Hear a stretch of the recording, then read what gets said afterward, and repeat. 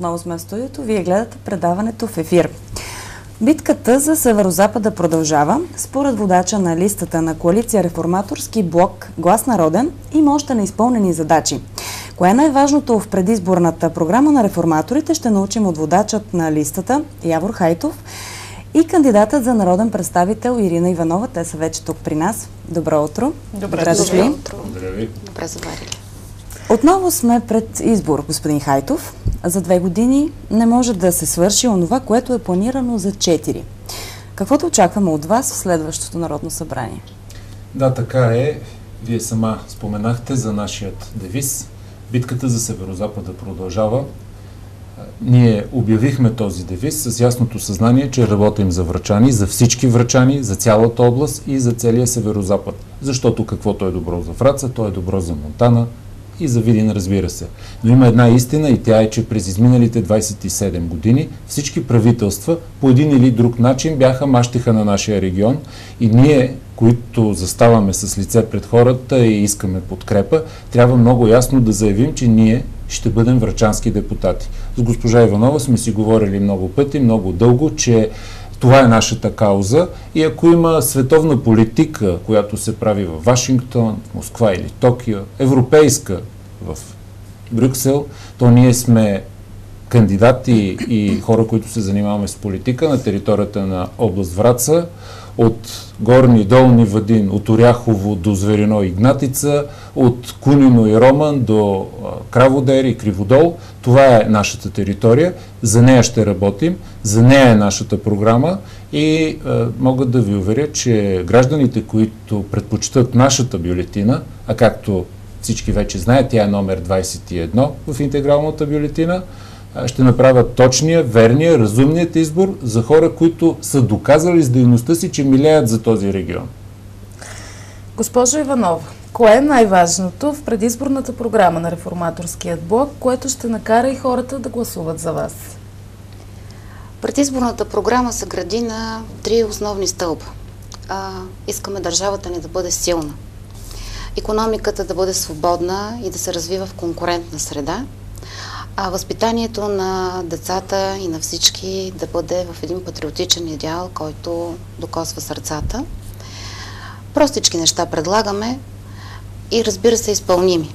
Най-важното е, че ние предлагаме да продължим всички реформи, които сме започнали. Извинявам се, защото не можеш да започнеш нещо да градиш и да го оставиш до средата на пътя. Ние предлагаме да продължим пътя, колкото и да е трудно. Предлагаме да намалим данъка добавена стойност с 2%, за да може да нарасне покупателната способност на населението, това данъчно облекчение да се усети. Предлагаме плоски данък, разбира се, да бъде запазен, защото само по този начин може да се пребори сивата икономика.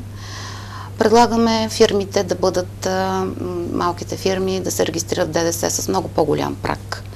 Предлагаме повече средства за образование, повече средства за култура, реална борба с корупцията, за която ние говорим през последните 2 години. Предложили сме антикорупционен закон, който за съжаление не беше приет.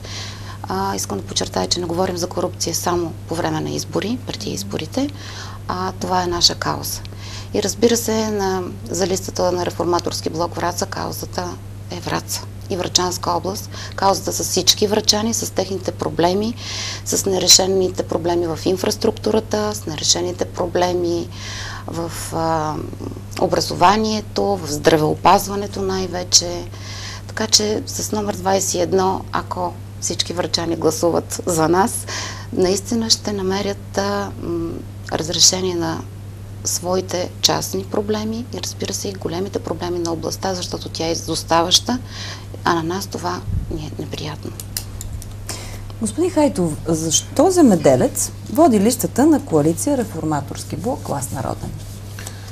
Ако погледнем старите партийни документи на Земеделския съюз, винаги съществува едно правило, в което е записано в тях и там пише, че частната собственост е свещена и неприкосновена. Това по правило ни поставя в центъра и малко дясно в политическата палитра. И заради това естественото място на Земеделският съюз но не само на хората, които се занимават пряко с земеделие, а всички хора, които се занимават с занаяти, имат по-малки фирми или по-голями фирми, стопански субекти от различно естество, ние сме техният разумен избор. Защото, знаете ли, има една истина. Присъствието в парламент на парламентарната група на Реформаторския блок Глас народен и всички ние, земеделците, както вие сама казахте, ще предотврати възможността ДПС отново да участва в управлението. Не сме крайни националисти. Не тръбим с гръмки фрази и не говорим срещу никой. Но много важно е да не допуснем ДПС отново в управлението.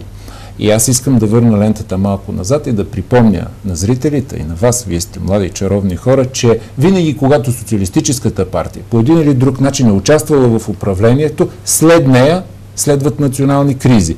Така беше по времето след управлението на премиер-министра Андрей Луканов, така беше след управлението на министър-председателя Жан Виденов, а за съжаление и така наречената тройна коалиция. Така че ако ние присъстваме с една авторитетна група над 20 човека, автоматически няма да има възможност да се сглоби правителство с ДПС, така че нека хората да харесват други партии, нека дори да членуват в тях, но да гласуват за нас с разум и с воля и с сърце и с дух и с убеденост, че ние сме тези, които ще внесем онзи баланс в политиката, който е необходим. Но като юристи ние с госпожа Иванова сме свикнали да работим и с документи.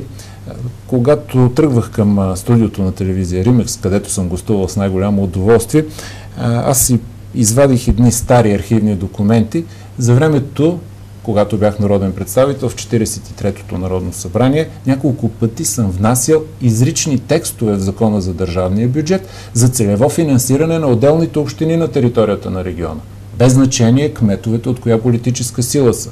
Но с най-голямо мое съжаление искам да кажа, и тук е справката, че народните представители от ГЕРБ не ни подкрепиха. Не ни подкрепиха, което за мен е наистина обидно, бих казал. Хората се обединяват по целият свят, а може би някой, воден от своята си мисъл, че друг би натрупал политически дивиденти, не подкрепиха тази идея и общините бяха лишени от едно целево финансиране. Защото има нужда. Има нужда всяка една община. Ние сме с ясна програма, че всяка една община има по минимум 2 много силно наболели проекта и проблема. Било то за мостове, било то за някои други съоръжения, които държавата трябва да финансира. Така че аз ще ви го предам, ако ви представлява интерес и самите вие да видите една разпечатка, една извадка от архивите на Народното събрание.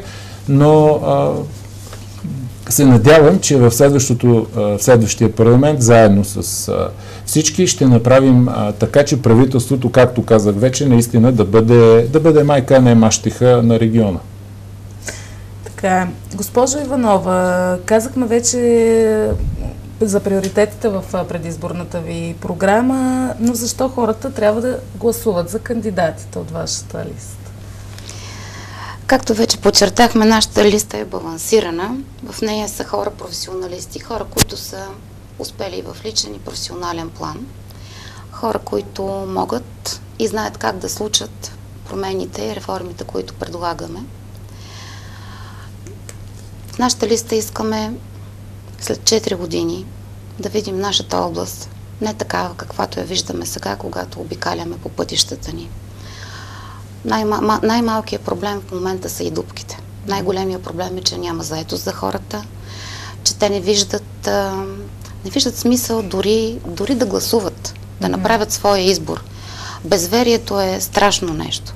Ние искаме тази област след 4 години наистина да се нареди вече в друга категория, не в категорията на най-изостаналата област в цяла Европа.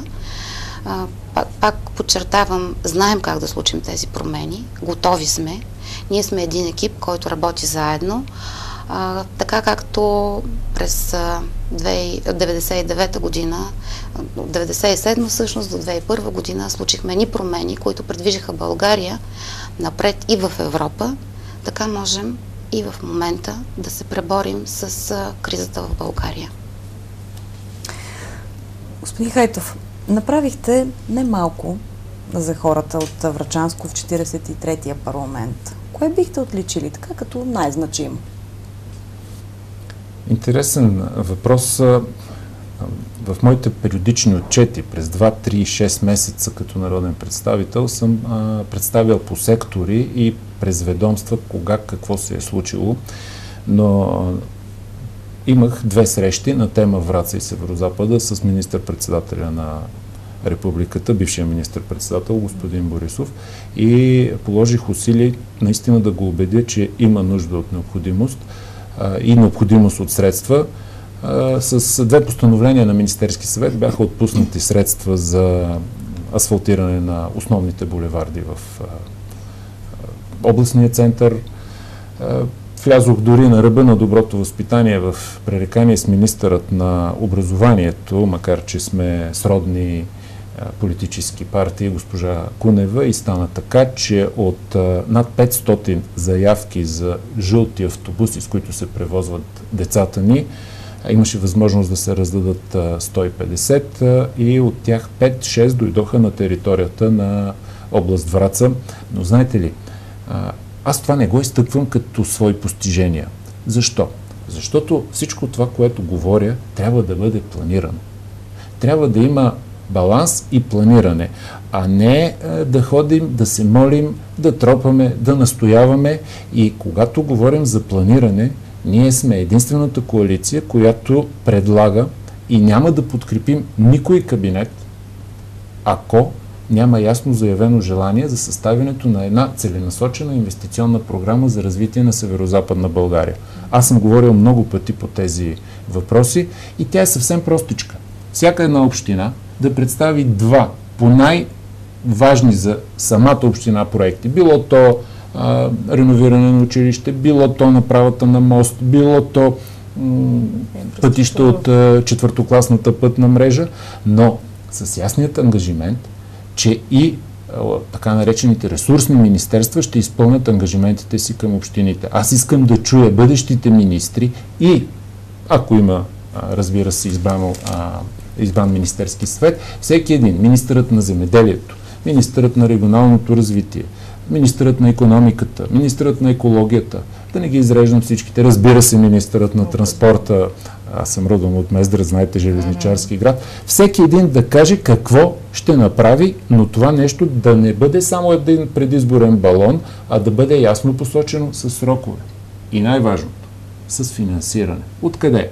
Дали от републиканския бюджет или чрез възможностите на европейските фондове. За това ще работя. Иначе няма да спра да настоявам и да повтарям, че държавата беше мащеха, но след конструирането на 44-то Народно събрание вече трябва по нов начин да се гледа на всички.